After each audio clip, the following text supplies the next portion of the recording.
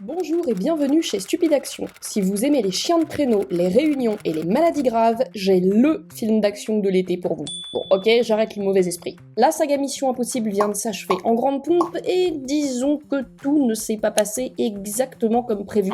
Malgré un bon box-office pour l'instant et un succès critique, la fanbase est assez divisée et pour ma part, je suis sorti de Final Reckoning plus perplexe qu'Ethan qui ne comprend pas le scénario dans Fallout. Ce n'était pas la fin que j'attendais, mais serait-ce celle que je mérite ? On va voir ça. D'abord, disclaimer, si certains ont besoin de l'entendre, si vous avez aimé le film, n'hésitez pas à me dire pourquoi, et surtout, je suis contente pour vous. Je critique pas pour le plaisir, mais bien parce que pour moi, on est face à une grosse chute de qualité. Et ça me fait de la peine en tant que grosse fan de la saga.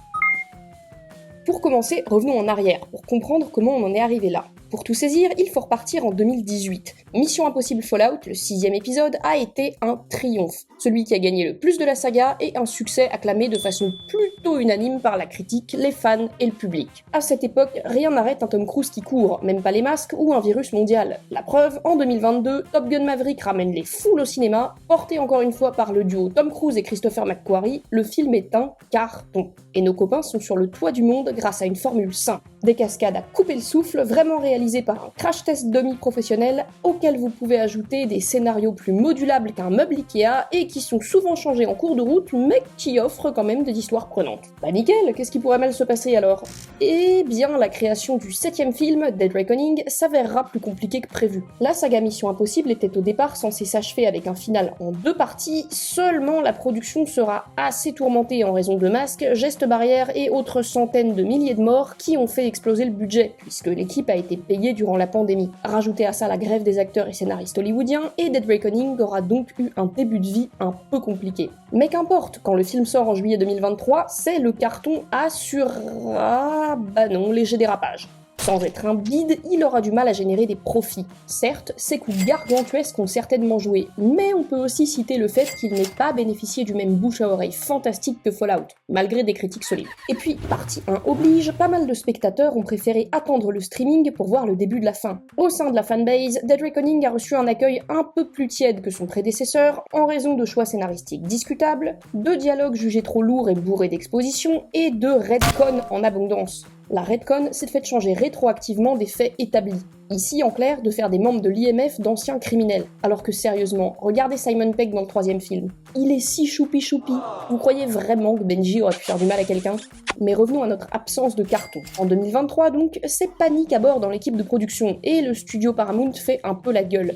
Rassurez-vous, McQuarrie l'a dit en interview, il écoute les fans, il a compris ce qui avait déconné, et du coup il a changé le titre. Ah bah oui, ils ont retiré partie 1. Maintenant ce sera destination finale, parce que ça fait plus vendeur. Et c'est comme ça qu'on a atterri 2 ans plus tard, soit 1 an de plus que ce qui était prévu, avec une vraie fausse suite, qui a enlevé pas mal d'éléments de Dead Reckoning qu'il ne parvenait pas à développer, sans apporter les réponses promises en interview, du coup. Je vous mets quelques questions à l'écran si vous avez trop de temps libre ce soir.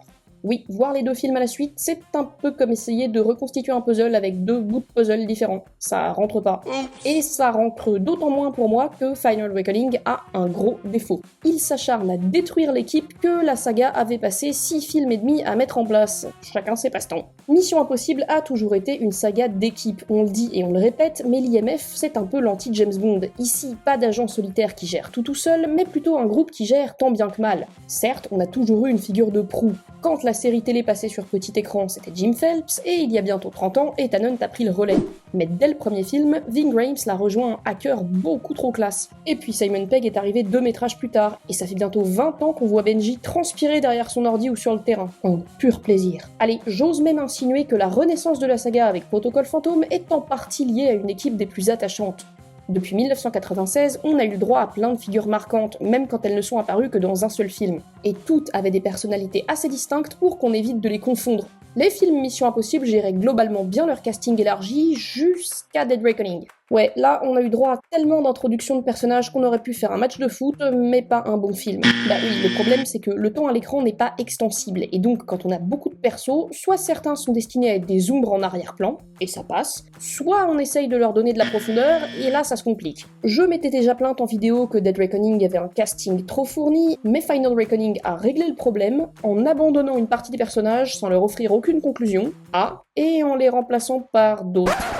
Ah bon? En même temps, qui a envie de voir Vanessa Kirby quand on peut profiter de mecs random en uniforme dans un sous-marin? Et encore, là je vanne les personnages secondaires, mais le pire c'est l'équipe de l'IMF en elle-même. Après avoir perdu Ilsa dans l'épisode précédent, c'est ici Luther qui tire sa révérence dans une séquence encore une fois trop vite expédiée, même si elle est un peu mieux. Luther qui a d'ailleurs développé une maladie en phase terminale en 2 mois, ce qui ne change rien au scénario à part une touche pathos assez gratuite. Bon, bah ne reste plus qu'Ethan et Benji donc, qui ont l'air d'aller quand même plutôt bien pour des mecs qui ont perdu 2 de leurs plus proches collaborateurs, mais bon, ici on n'a pas le temps de niaiser, hein. Il y a réunion à 14h. Non et puis pas de panique puisqu'on a aussi récupéré 3 nouveaux membres. Tout d'abord il y a Grace, la pickpocket jouée par Hayley Atwell, qui remplace très clairement Ilsa au bras de Tom Cruise, et qui était plutôt marrante dans Dead Reckoning, mais là, à part ouvrir grand les yeux et servir de copine au héros, la pauvre n'a plus rien à faire. Et outre le fait qu'Ethan se recasse 2 mois après, on remplace un personnage de femme badass, espionne trouble qui cherche à s'évader et offre un vrai pendant à Ethan, par une femme qui dépend de lui pour tout. Super flashback dans les années 60, mais peut-être pas la meilleure façon d'écrire des personnages aujourd'hui. Surtout que McQuarrie avait expliqué en interview qu'il avait refusé de tuer Julia, l'ex-femme d'Ethan, pour éviter le fridging. Une technique qui consiste à tuer les personnages féminins pour motiver leurs amoureux. Oui, vous savez, comme la pauvre Marie, apparemment le premier amour d'Ethan qui n'existe que pour se faire tirer dessus. Sérieusement, quel retour en arrière d'un point de vue de l'écriture. La force de la saga, c'était justement le côté attachant des personnages qui n'étaient pas définis par leur fonction, mais bien par leur personnalité. Alors que là, même quand le film tient de l'or en barre entre ses mains, il le liquéfie telle la bagnole de Goldfinger. On a quand même notre Pomme Clémentief nationale qui a réalisé 100% de ses combats elle-même, mais le film ne lui donne pas la place de respirer ni d'évoluer en tant que personnage. Il y a 2 mois, elle roulait sur des civils au petit-déj et maintenant elle fait des câlins à Benji. Bon, ça on en rêve tous, mais quand même. Pomme Clémentief crève l'écran lors des bastons, mais on en voit beaucoup trop peu. Et quant à son arc de rédemption, il cadrait parfaitement avec l'idée de choix des 2 derniers films, et il est illustré par une scène plutôt intelligente à la fin. Mais comme on n'a pas le temps, encore une fois, et ben entre les deux, Paris, elle fait rien. Il manque une scène où elle discute avec Ethan ou avec Benji de sa volonté de s'amender. Ah bah Benji, parlons-en d'ailleurs, qui a dû bénéficier d'une promotion canapé parce que Ethan lui refourgue l'équipe sans aucune raison valable. Petit rappel, il y a 2 mois, il faisait encore des crises de panique dans sa bagnole. Mais bon, il peut s'estimer heureux parce que le pauvre Degas, il ne sert à rien pendant tout le film. Je crois honnêtement qu'il a moins de répliques qu'il n'y a de films dans la saga. Non mais sérieusement, filez-lui un truc, le pauvre, je sais pas moi, un peu de conflit, une embrouille avec son ancien patron, une blague de Toto, je prends, mais par pitié quelque chose quoi. Quand je pense qu'on est passé de Protocol Phantom, Rogue Nation et Fallout où chacun avait sa place à ça, c'est plus l'IMF là, c'est Ethan Hunt et compagnie. Il sauve le monde et les autres applaudissent sur le côté. Bon ok, je vais pas être de mauvaise foi, Ethan a toujours été Monsieur Mission et Monsieur Cascade, mais les meilleurs films de la saga étaient justement ceux qui lui permettaient de briller en groupe. Là, on est privé de tous les petits moments où l'équipe interagit et où se crée un esprit de groupe. Vous savez, ce sont ces petits moments qui rendent les relations entre les personnages plausibles. Dans Final Reckoning, on passe beaucoup trop peu de temps avec eux. Bon, en même temps, le film il dure que 2h50, et il fallait bien le temps de caser des réunions. Certaines scènes m'ont filé l'impression d'être à la préfecture le jeudi. Et si Ethan passe un bon tiers du métrage à se battre contre l'administration, les autres personnages, eux, n'ont pas vraiment l'occasion de rentrer en conflit. Et ça aussi, c'est un problème. Parce que l'essence de toute communication, à l'écran comme dans la vie, c'est la résolution des conflits. Souvenez-vous quand dans Fallout, la mission d'Ilsa la mettait en travers de la route d'Ethan, ou quand Benji dans Rogue Nation luttait corps et âme pour seconder Ethan. Et bah ici, que dalle, rien, aucune tension ne viendra épaissir les personnages non plus. Sérieusement, Paris ces 2 gars rejoignent l'équipe en moins d'1 minute, ça aurait pris plus de temps de les ajouter sur LinkedIn. Cette absence totale de tension bride les arcs narratifs, et ça donne des personnages vides qui courent tous après la même chose. Vous voulez la preuve en image? Comparez la scène de plongée dans Rogue Nation avec celle de Final Reckoning. Dans les 2 cas, Ethan est sauvé de la noyade par une femme qui est clairement amoureuse de lui. Mais l'alchimie fonctionne dans un film et pas dans l'autre. Pourquoi? 2 éléments. 1. La mise en place et 2. Le conflit entre les personnages. Pour ce qui est de la mise en place, dans Rogue Nation, on voit Ilsa qui s'entraîne à plonger dans une piscine quelques scènes plus tôt. Elle a clairement du mal à retenir son souffle et cette petite scène est essentielle. D'abord, ses compétences n'apparaissent pas bizarres quelques scènes plus loin, et surtout, comme on l'a vu pédaler dans la flotte, sa décision de tout laisser tomber plus tard pour secourir Ethan a un bien plus gros impact émotionnel. Concrètement, elle se met en danger pour lui. Et ça m'amène au 2e point, les arcs narratifs. À ce moment-là de Rogue Nation, Ilsa n'a aucun intérêt à sauver Ethan. Elle pourrait partir avec le disque, mais elle choisit de le défibriller un bon coup. Ce faisant, elle s'attire l'ire du MI6, mais aussi de son patron terroriste qui devrait clairement se lancer dans la SMR. Donc cette simple décision en dit long sur le personnage d'Ilsa, puisqu'il nous révèle son amour pour Ethan, mais aussi le fait qu'elle fait un un sale boulot, mais reste une bonne personne. Maintenant, comparez ça avec Grace qui plonge pour sauver Ethan dans Final Reckoning. D'abord, bravo pour l'inventivité, et surtout, lorsqu'elle plonge en plein Arctique, ses compétences sortent de nulle part, il n'y a aucune mise en place. Mais même du point de vue de son personnage, la scène ne sert à rien. Grace avait prévu de sauver Ethan, et à ce moment-là, il est son seul espoir de survie. Donc en plongeant pour le sauver, elle sert ses intérêts, et son amour pour lui apparaît bien plus superficiel. Bref, la différence entre une bonne scène et une mauvaise scène, et entre un personnage féminin complexe et écrit aussi bien qu'un personnage masculin, et un autre utilisé comme faire-valoir. Et dites-moi les enfants, qu'est-ce qu'on fait quand on sait plus quoi faire des persos? Bah on les fait mourir. Tu sais, pour qu'on puisse dire « Ah là là, lui c'est un gros vilain parce qu'il a tué le pote du héros durant une scène qui dure 10 secondes. Oh bah salut Safine. Allez, viens prendre ta place à côté de Gabriel au club des méchants mal écrits. » Petit rappel, mais quant à Owen Davian dans le 3e film, il n'a même pas vraiment besoin de tuer Julia pour être terrifiant. Mais non, Gabriel, il faut qu'il tue des membres de l'équipe parce que gros,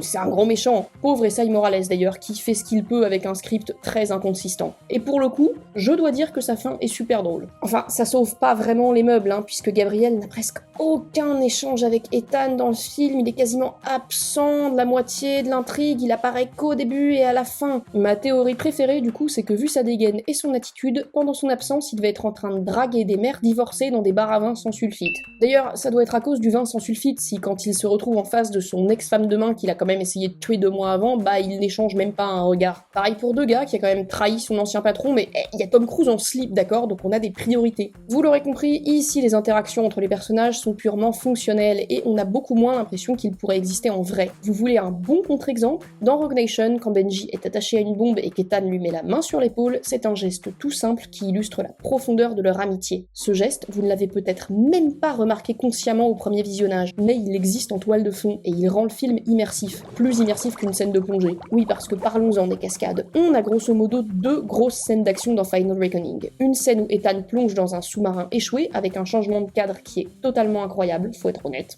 Et une à la fin où il pourchasse Gabriel sur un biplan. Ne me faites pas dire ce que j'ai pas dit, elles sont stupéfiantes et éteignent à elles seules la concurrence de toutes les autres sagas d'action. Oui, même toi. Surtout toi en ce moment. Oui, ces 2 séquences seules valent le prix du billet, et d'ailleurs voyez-les sur grand écran. Mais un détail ne trompe pas. Je vois les gens s'extasier devant les cascades, ils félicitent à juste titre l'incroyable prise de risque de Tom Cruise, mais ne parlent presque jamais d'Ethan Hunt ou de son équipe. Une fois encore, le temps me manque où les scènes d'action étaient intégrées au scénario. Ok, on a 2-3 autres scènes de combat ici et là, mais elles ont clairement été plus charcutées qu'une saucisse de morteau et elles sont beaucoup trop rapides. De toute façon, le logo lui-même annonçait la couleur. Tom Cruise, mission impossible. L'acteur a phagocyté le film. Par moments, j'ai eu un peu l'impression d'assister à un diaporama de départ à la retraite, où tout le monde passe son temps à féliciter Ethan, qui d'ailleurs semble gérer pendant à peu près tout le film et ne fait face à quasi aucune difficulté à part ses propres limites, et où on nous passe 72 flashbacks. Alors, est-ce que j'ai versé une petite larme en entendant le monologue de fin de Luther? Peut-être.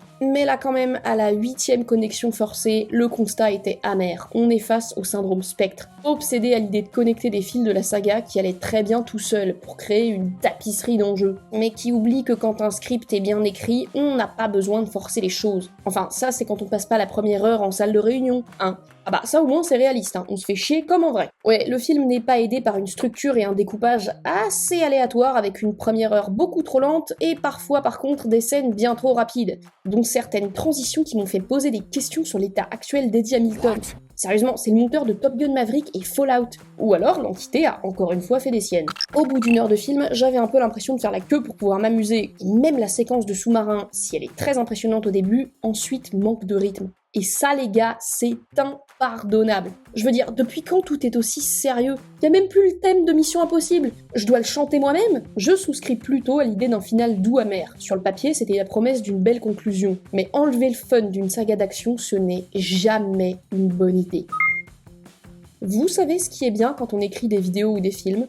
C'est qu'on peut conclure comme on veut, c'est-à-dire avec une non-conclusion au bout de 3 heures, ou en vous recommandant quand même un visionnage après avoir gueulé non-stop pendant 15 minutes. Oui, parce que outre une équipe qui est clairement très investie, les séquences d'action à elles seules valent le coup. Et si les adieux à Ethan sont un peu décevants, ils sonnent plus comme un au revoir. Est-ce que c'est la fin dont je rêvais pour cet univers? Non.